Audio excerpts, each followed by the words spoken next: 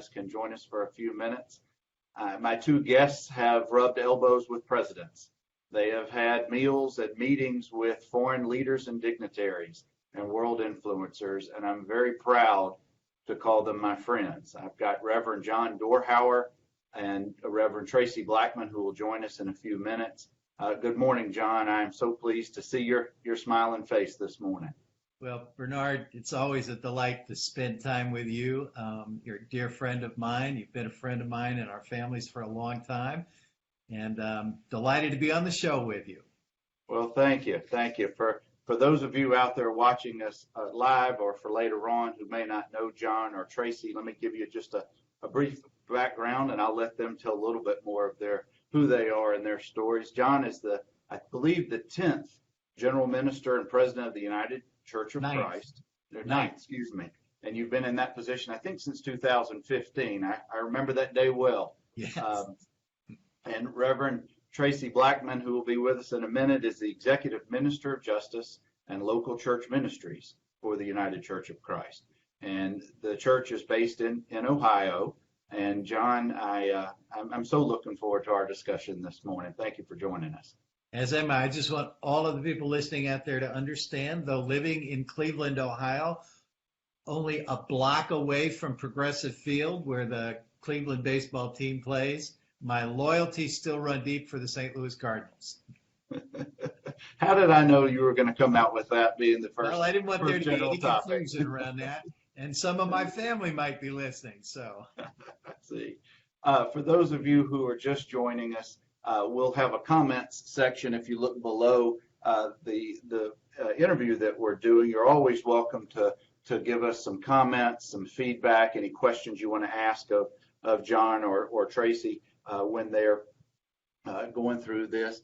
Guys, we really, John, I don't have a formal set of questions I want us to go over, but I just want to have a discussion of what you guys are doing, what your ministry is about, the platform that you have chosen. There's so many hot button topics that are going on in the country.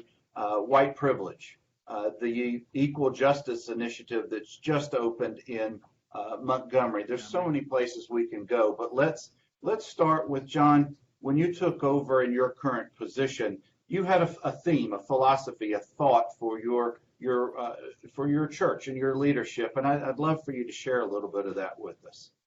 So I will. The United Church of Christ wants to be an agent of social transformation.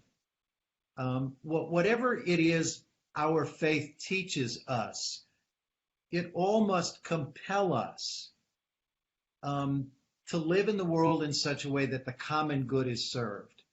And that God's vision of shalom is realized because of who we are and what we do. There were two things that when I was elected, I wanted to focus a good deal of attention on. The first you've already identified, white privilege. I did doctoral research in the phenomenon of white privilege.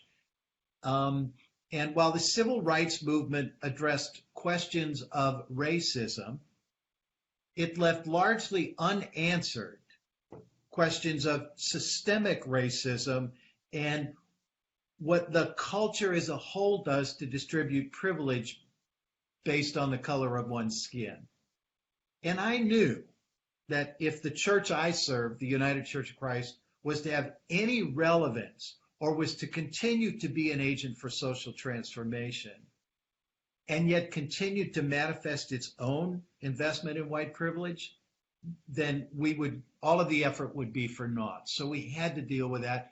We had to wrestle with it. We had to not just help others understand the impact of privilege and how it affects them, but we had to deal with it ourselves. So there's been a lot of internal soul searching. The second thing is, and it shifts the conversation a bit. We don't need to go there, but I just want to name the two things that I thought I was called to focus on. We're living, not just in terms of race, but in terms of culture, through a time of enormous transition. And the church is an institution that adapts to change slowly and reluctantly. And I had also done some research in what postmodernity is doing to institutions, not just churches, but academic institutions, financial institutions. And again, if we were to continue to be agents of social transformation, we had to wrestle with what was happening in the world around us and be willing to let go of some things that we hold as sort of sacred cows that no longer serve well the mission of our organization. John, thank you for sharing your vision and your thoughts with us. You've been in your current position for a little over, I think, 3 years now, but you've Coming been up on 3 years. But you've been part of the church for many, many years. And do you see, and you may have briefly touched on this, but do you see an evolution of change, of thoughts being hopefully coming about on the better end of the scale and not for the worse end of the? Yes, I do. But I also want to point out, as we see those changes, what we're also witnessing and experiencing is how intensely those who oppose those changes are willing to dig in their heels and continue to exist in a world that benefits them. Here's what I'm seeing. And you'll recall that Martin Luther King talked about this. The arc of history bends towards justice. And that's happening. The civil rights movement actually did affect some meaningful change, even though racism and white privilege are still alive. And the fact that Barack Obama could be elected president means we're a different America than we were in 1960 when the civil rights movement had its heyday. So there's been significant progress. I participated when I was living in Phoenix, Arizona, in a movement to help move that state become a marriage equality state. It became the 32nd marriage equality state, and the movement and the momentum were growing. And within a matter of months then of Arizona doing that, the Supreme Court would make a decision that would render the entire United States a marriage equality country. So I'm seeing significant movement. And when we survey the landscape of millennials, those 30 and under, and ask them how they perceive issues of race, how they perceive issues of gender equality, how they perceive issues of sexual orientation and gender identity equality, we have no doubt that these impulses moving us towards justice have had a profound and deep impact.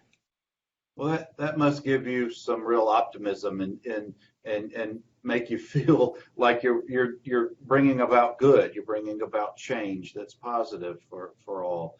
I want to reset for just a second, John. I want to say thank you to Rojan, my mom, Morris, and Mimi, who are watching us live. Thank you guys for spending some time with us. We're talking currently with Reverend John Dorhauer with the United Church of Christ. Hopefully, Reverend Traci Blackmon will join us shortly. John, I don't want to stop talking about any one particular subject, but there are so many subjects I do want to address with you in our short time period that we have. You had mentioned white privilege, and I know that has been a topic of concern, a subject that's been very important to you and what you're doing for the last several years. Kind of expand a little bit, if you would, on that topic and what you're seeing by way of trends, good or bad. Right. So there are a couple of trends. I'll mention one that I see as good, one that I see as bad. And it's sort of, this is how movements towards justice sort of ebb and flow. When I first started this research back in 2001, 2002, nobody had heard the term white privilege. And it was difficult in doing the doctoral research to find materials that would advance our efforts to understand and learn more about it. What we discovered in doing that research is that there were anthropologists that were writing about it. There were historians that were writing about it. But I was doing my research on how white privilege affected the church. There was nobody in my world, in the religious community, that was talking about how white privilege affects how we perceive ourselves in relationship to our sacred.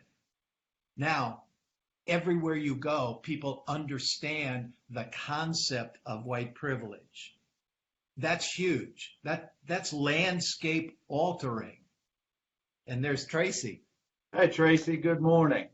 Good morning, guys. And Thank you for joining us, Traci. I'll finish this quick thought and then we'll get Traci looped in. The Good. bad.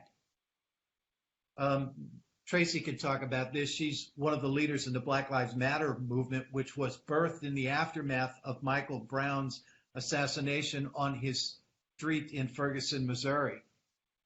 The number of black victims, unarmed black victims of police shootings and violence is indicative of how white privilege still manifests itself.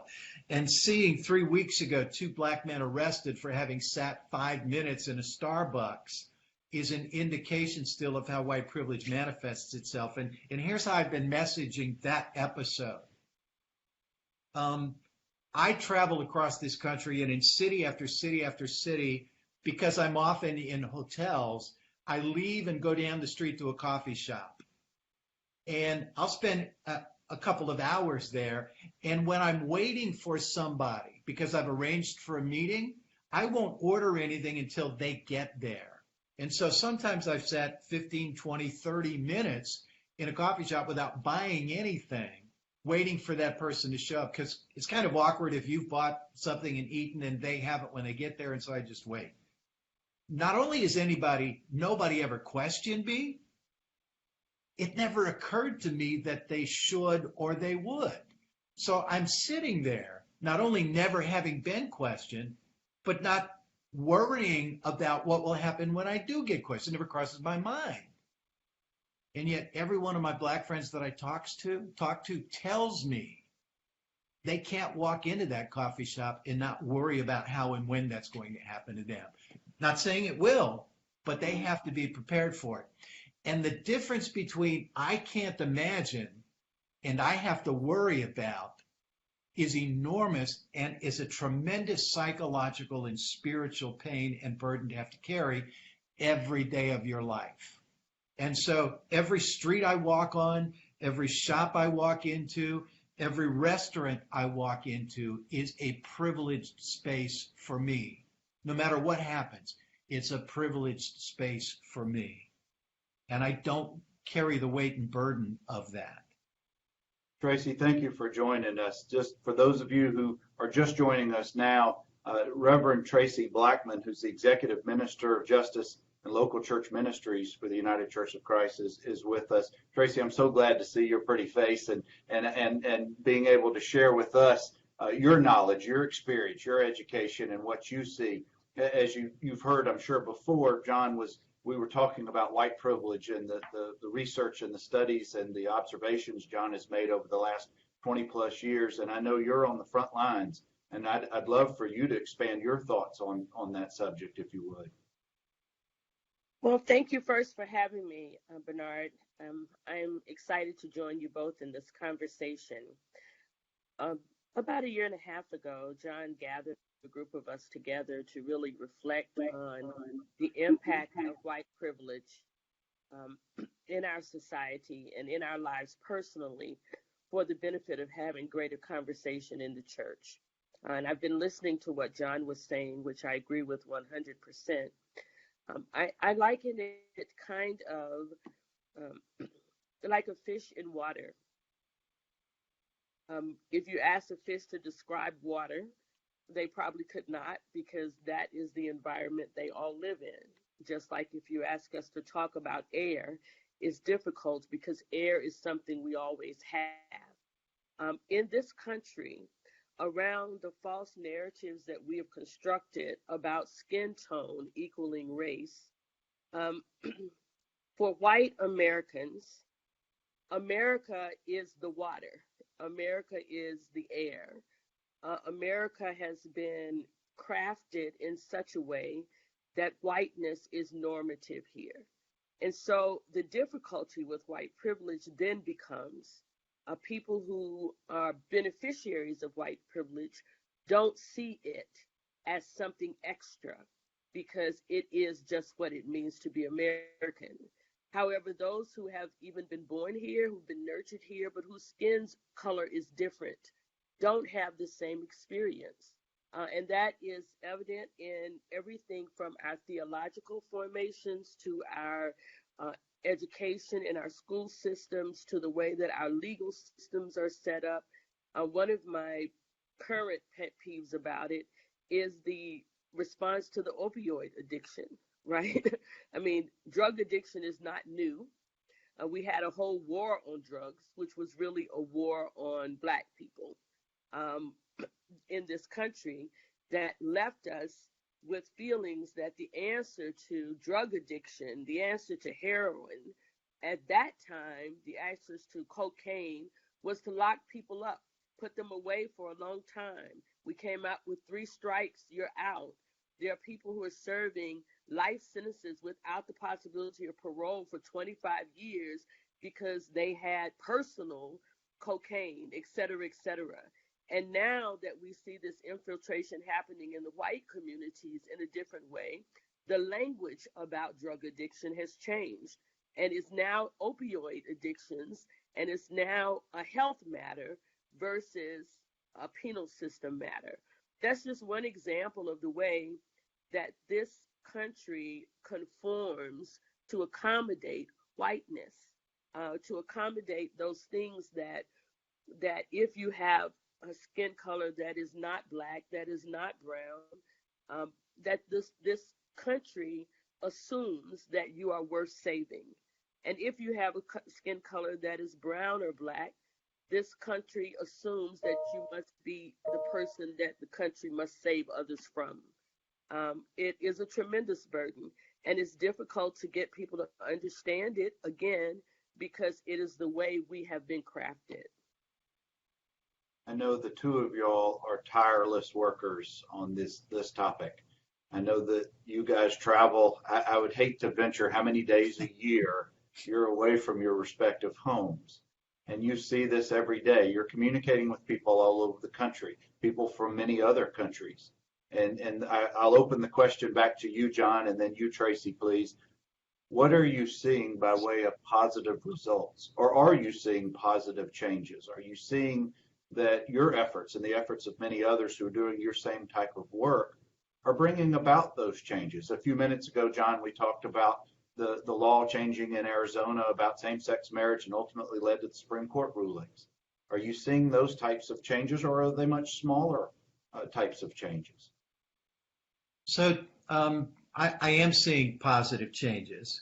I do want to preface my response to this by saying, though, that even as we talk about these positive changes, they're taking place within a larger context in which the current president has demonstrated clear racist tendencies and has in a number of times spoken publicly in support of white supremacist groups. So there are some positive things going on, but all of this is happening within a larger context that we can't lose focus on.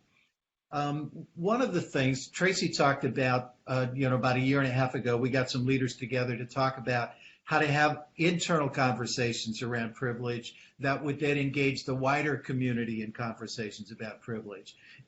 Everywhere I go now, unsolicited, somebody comes up white and tells me that for the first time in their adult life, their church is using that curriculum to have an open, honest conversation about privilege, their investment in it, and its manifestations. We had a church in North Carolina that, because of that work, started a racist anonymous group in their church. So just imagine this. Somebody stands up and says, "Hello, my name is John, and I'm a recovering racist. And since the last time we met, this is how, in my recovery, I continue to manifest my addiction to whiteness." And then they talk about that. Wow. That's powerful, right? And that this is happening in not just congregations, but in broader settings across the country. One more example, and then I'm going to invite Traci to respond. Small town Iowa, all white small town Iowa, and fairly conservative all white small town Iowa has a white pastor of a largely white congregation who not only takes this white privilege curriculum and agrees to have conversation about it, but they go to their town council and say to their elected officials, we're doing this. Would any of you like to do this with us? They were hoping not to get laughed at and hoping not to get some sort of angry, off-putting response. What they got was a yes. And on the other side of that yes, they would hope they would get a few people engaged. 52 people sat with that church and had a conversation about their investment in whiteness and how to deal with that. So those are some of the things I'm seeing.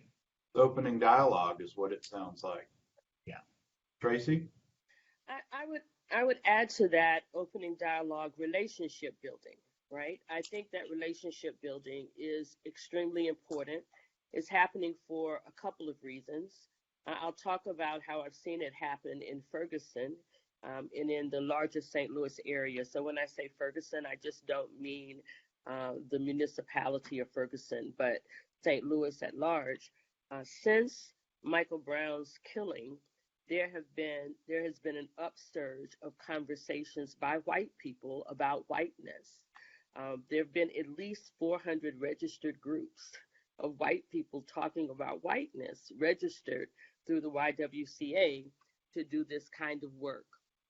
Similar to the stories that John tells, when I travel from church to church, UCC churches in particular, but not solely UCC churches. I've spoken in the Methodist denomination, in the Presbyterian denomination, where they too have embraced the white privilege curriculum of the United Church of Christ to open up dialogue. These relationship building opportunities, and I call them that intentionally, because it's not just about having the conversation, but it's about getting to know the person behind the conversation. The reality that we all know is that race is not a real thing. Race is not biological. It is not anthropological. It is nowhere mentioned in scripture in that way. Race is a social construct that was created for the sole purpose of creating an owning class. And the greatest and the quickest way to identify that owning class was by skin color. So while we're having these revelations in terms of dialogue, we're also building relationship. And what relationship helps you to do is to understand that the person behind the skin is really no different than you, that they're living with the same concerns, the same issues, the same dreams for their children, the same desires for their careers. Once we get past the manufactured brilliantly, I will say, ways that we separate ourselves from one another and get to know one another on an individual basis, then we began to dismantle some of the structures that are put in place to keep us separated so that there can be, let me be clear, not all white people, but a white owning class. That is what this was about, right? And so I see many positive strides that way for the sake of doing the work because of the trauma that is happening in this country.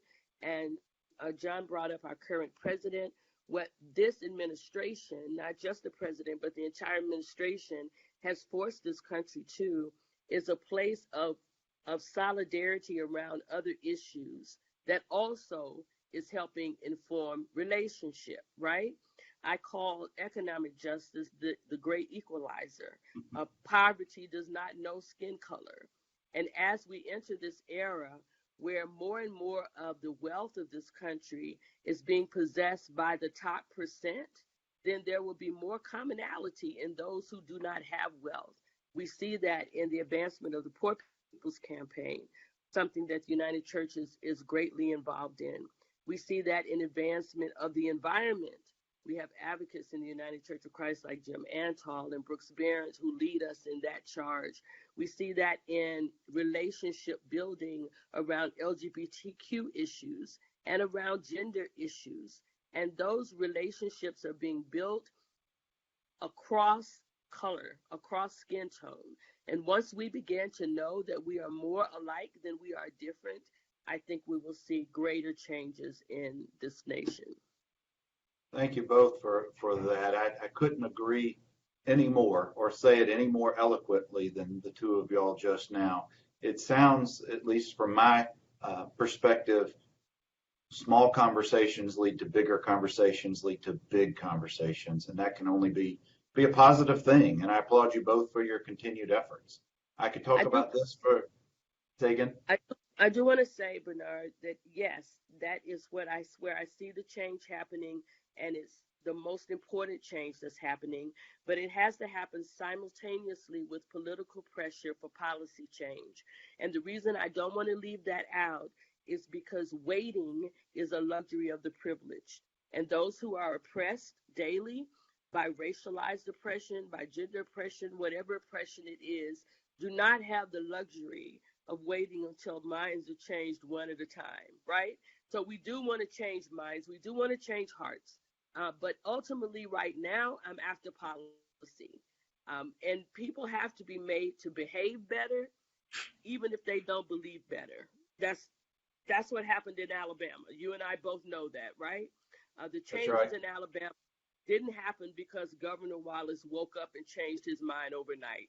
He was That's right. out of office and long gone when he had that revelation, but the law changed. So we have to fight for policy change, whether behavior happens or not. I could talk about this particular subject the rest of the day, but I do want to address a few other things. For those of you just joining us, for those of you who will watch this on replay, I am very privileged to be speaking with Reverend John Dorhauer and Reverend Traci Blackmon, both with the United Church of Christ, and I'm very pleased and proud to call you both my friends. Traci, I know you were recently in the state of Alabama. I wish I could have come by to say hello, but I know how quickly you get from place to place because you got a lot of work to do. I know you were in Montgomery recently, and Yes. in Montgomery, the Equal Justice Initiative has recently created a very powerful presentation and space and place. And I'd like for you to share a little of your experience and what you've seen and what you hope for this place.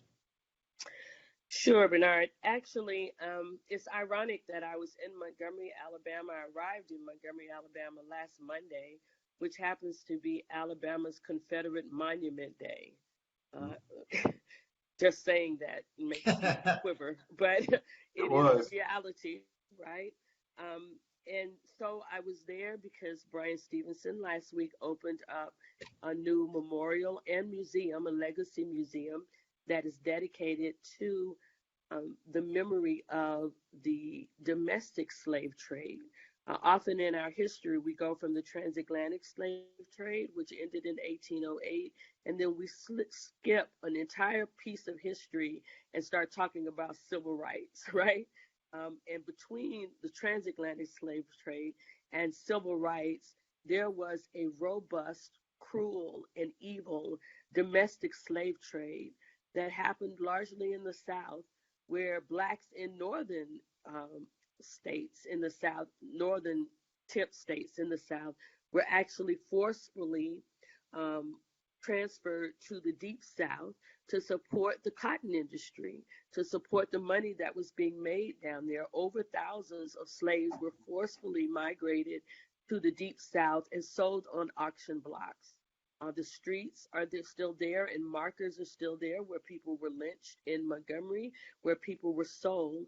And one of the places that was a holding pen in Montgomery, Alabama, Brian Stevenson and the EJI, Equal Justice Initiative Institute, have purchased that property and placed on it a museum called the Legacy Museum, which is a museum that traces this history from the domestic slave trade through the lynching of the post-Reconstruction era, and it doesn't stop there, but goes on to talk about the evolution of mass incarceration, which is another form of lynching of Black bodies. When you look at the number of Black and brown people who are being incarcerated comparatively to our representation in this state, I was shocked and horrified to learn in that museum that just in 1976, which at my age doesn't seem that long ago, we had 3,300, I believe, people in the 33,000, I'm sorry, people in the criminal justice I'm getting that number wrong, 300,000 people in the criminal justice system. And in 2017, we had 2.3 million. Wow. Just think about that kind of increase as we go into private prison industry and money making industries. And many of those people are Black and brown people. We have 14-year-olds, 15-year-olds who have been sentenced to life without parole. He has in this museum holograms of actual prisoners telling their stories. One man telling his story of being arrested at 17, having not done the crime. There were no witnesses to him doing the crime. He spent 30 years in jail before he was exonerated. 30 years. And so in this museum, Brian Stevenson eloquently makes the connection between domestic slave trade, lynching, and mass incarceration now, and suggests that it is a mutation of a way to commodify Black bodies for free labor. And he does it brilliantly. In that museum also, there is a collection that has been begun by the families of those who have been lynched in southern counties to collect soil from the places where we know these lynchings have happened. And that soil is stored in that museum in a place of honor as a way of reclaiming this land as sacred. There were 4,400 lynchings that we know of in the South, 4,400 names that are memorialized in that museum and then in the memorial that is a little ways away from that museum. So that's what was happening in Montgomery. As I was walking through, Bernard, and I'd like to hear what you have to say about this. As I was walking through, I always keep up with my hometown. I still am a lover of Alabama. That's my home. But I know that there is some disturbance going on in Gardendale, Alabama right now about the school system and how the school system and the government of Gardendale, which is a suburb, John, is trying to I'm going to say seed from the rest of the city so that they can control the students that go to their school, which would leave a very wealthy, affluent, and new property as a school populated predominantly by white students and force Black students who have gone to school with these same students all the way through middle school to find somewhere else to go to high school or be rezoned somewhere else. And of course, that is not being promoted as a race thing. And of course, it is a race thing. And I was wondering how that could even happen. But in this museum in Montgomery, there is a plaque that lists, that kind of articulates the law that is still on the books in Alabama from mandatory segregation of Black and white students. That has never been removed from the Constitution. There have been 2 efforts in the state of Alabama to have that amended, to have it removed from the Constitution, the latest being in 2012. And I named that only because that's after a Black president, the latest being in 2012, and overwhelmingly, white people in Alabama voted for that to remain. So the only reason that we have segregation in schools in Alabama is because of federal law. It's not because of state law. And that's an important thing to note as we try to decide that we are post-racial in our society, that we are not, that some of the strides we have made are only because of policy. And that's why I'm pulling that up. And Gardendale is trying to go backwards even on that. I'm sorry for my friends that live in Gardendale, and I do have some, but I'm troubled by this nature. I suggest that everyone go to this museum and to the memorial where there is a column imprinted by county with the names of people who were lynched in those counties.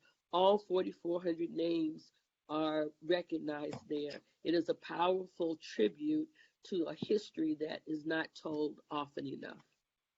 Thank you, Traci. I was in Montgomery yesterday, but did not have the opportunity to go by the memorial, the museum. I drove by there, and I'm anxiously looking forward to going down there. But one such name, and I do recall this, if my memory is correct, there was a young man lynched when I was 12 or 13 years old in the Mobile area Michael Donald, I think may have been his name. I'm sure he's mentioned and recognized at the memorial, but just that's less than 40 years ago, and it's during our lifetime. That's how Yes. recent that was. John, to address the second thing, the most recent thing that Traci was talking about up in Gardendale, it's a suburb community of Birmingham. It's maybe 15 to 20 minutes north of the downtown district. Uh, there's been active litigation going on for a long time over this very issue that Traci described so eloquently. Right, what it reminds me of is 80 or 90 years ago when there was white flight out of downtown Birmingham into the suburbs, setting up their own cities, setting up their own school districts, setting up their own governments that way. And I don't know if it's going to go to that extent, but it certainly sounds and resonates with me at least that that's what's appearing at least on the forefront. Now, I don't have any connection with that case or the people who are doing that, but it just kind of reminds me of that's what they're trying to do. And I truly hope that ultimately cooler heads prevail and this does not get approved or ultimately stays into place. It's a nice community. It's a lovely community. There's lots of great businesses up there. There's awesome sports. There's awesome other things to do up there. I like to hike. I hike all over the metro area. They've got great hiking trails, public trails that are just everywhere. But anyway, John, I want to shift our discussion, Traci and John, to a little bit different area, and we're getting close to the end of our discussion. And I thank you both for your time today. For those of you just joining us, I'm speaking with Reverend John Dorhauer, Reverend Traci Blackmon, both of the United Church of Christ. They've been very gracious with their time this morning and sharing their expertise, their knowledge, and their experiences. John, I know you've been to Birmingham several times in the last decade or so, admittedly to see me and my family, and I appreciate that. And I always have enjoyed our friendship. And Traci, I know your travels, you don't get here as often as you probably want to, just given you're all over the country. I guess I'll open the question up to you both, is when you're traveling in the South, and we'll call it the traditional Southern states, as opposed to any other parts of the country, what are your observations about how you're treated? Are you treated any differently in the North? Are you treated any differently, John, you being a white male, Traci, you being a person of color? Are you treated, and they may not know who you are. The average person probably doesn't recognize you both, but those who you communicate with, is there any difference in the West Coast, the Northeast, the South, in the way that you deal with people or communicated with on a daily basis? So a couple of observations. One, and I'll start with this, all of my experiences and observations will be filtered through the lens of my own privilege. But there are things that I notice. Racism in the North is in some ways more insidious because the North sort of sees itself as this enclave of liberal voices that never were racist, but that always were. And their racism is sometimes harder to detect and therefore harder for them to own. When I'm in the South now, what I encounter more often than not, again, this is as a white man, are white leaders who want to share with me, almost in a confessional way, the shame that attaches to what was their family's legacy of perpetuating race privilege. There is almost this evident pain attached to that they wish they could somehow undo. And they understand, at least the white leaders that I encounter in the South, that there was something inherently broken that they and their families contributed to. And they may not yet know how to respond appropriately to that, but they want to engage in that. I contrast that with leaders in the North who think they always got it right. And convincing, now we're being very generic here. I'm talking in generalities that don't always apply in specific circumstances. But it's often harder to have that conversation in a Northern context because they never saw themselves as part of the problem. And shortly before his assassination, what Martin Luther King was experiencing and learning himself is that the deep rootedness of racism and white privilege was as embedded in the North as it was in the South. It just manifested itself differently. That's one of the contrasts that I experience. I'm very curious to hear about Traci's own experiences. I'm treated quite well in the South. I'm a Southern girl, and what I love about the South is our hospitality. When I moved to the Midwest, one of the most difficult transitions for me was people not speaking. In the South, everyone speaks. If you get in an elevator, you speak, and everyone in the elevator speaks back. I spent years in the Midwest and in the North speaking to people who said nothing, and still have difficulty with the lack of hospitality outside of the South. There is a Southern hospitality that is real. And when people find out that I'm from Alabama, the first question people often ask me is, how could you live in Alabama? And I want to echo what John said. I laugh at that because the impact of racism in many ways for me has been deeper in the Midwest and in the North than even in the South. Now, you have to realize I was born in '63. I was born in the height of the contention in the South, but I was a child. So I am aware of the racism in the South. I'm certainly not saying I was immune to it. I could tell you stories. But it was different because racism in the South was out front and in public. And so you knew how people felt. They didn't hide it from you. You knew who your friends were and who your friends were not. In the North, because people don't deal with racism in the same way, you never know. You never know if the person smiling in your face and having dinner with you is talking about you or writing jokes about you or detesting you privately or in settings when you're not there. So I don't want to give the South the burden of something all by themselves that I don't think belongs to them. There's a lot of work to be done in the South, especially around the love for Confederate monuments. As a colleague of mine said when we were in Virginia together, who loses a war and gets a monument made after them?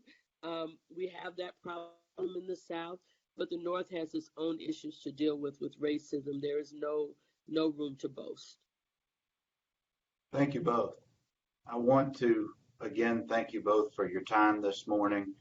In wrapping up, Traci, I don't mean to leave you out, but we're going to have to talk about baseball for about 30 seconds, if that's okay. John is an avid St. Louis Cardinals fan. He knows that I love the Atlanta Braves, and you can't be one or the other. You have to root for one of those teams. And John, I do hope to join you at a ballpark sometime soon. Traci, anytime you're in Birmingham, you're certainly welcome to join me at the minor league baseball game, the Barons, or we can go get some coffee somewhere. I want to, in closing, just thank you both for your time, your wisdom, your experience, your education, and thank you both. Bernard, I remember the Birmingham Barons, but I have to ask you the other question. Are you Roll Tide or War Eagle? Roll Tide. Thanks for having me. This will conclude today's episode of Nomberg Law Live. Thank you all for joining us now or later on. If you have comments, please put them in the comment section. I'll make sure that they are routed to John and to Traci. We'll be back next week with another episode at 10 o'clock Central Time. And we hope you guys have a good rest of your day and your week, and hope to catch you next week. Take care. Bye-bye. Thank you. Bye-bye.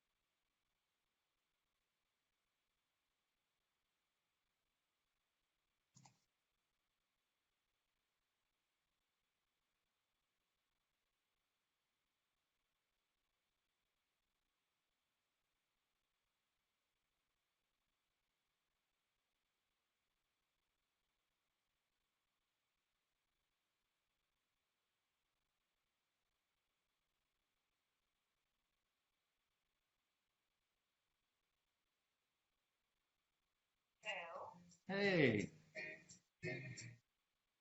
how was it?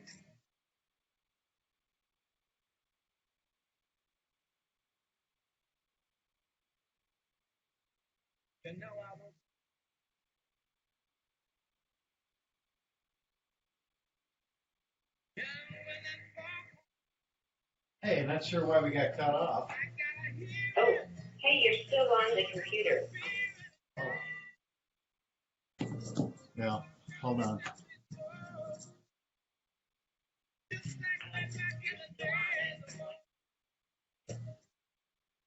Yeah, I'm trying to figure out how that. Oh, there we go.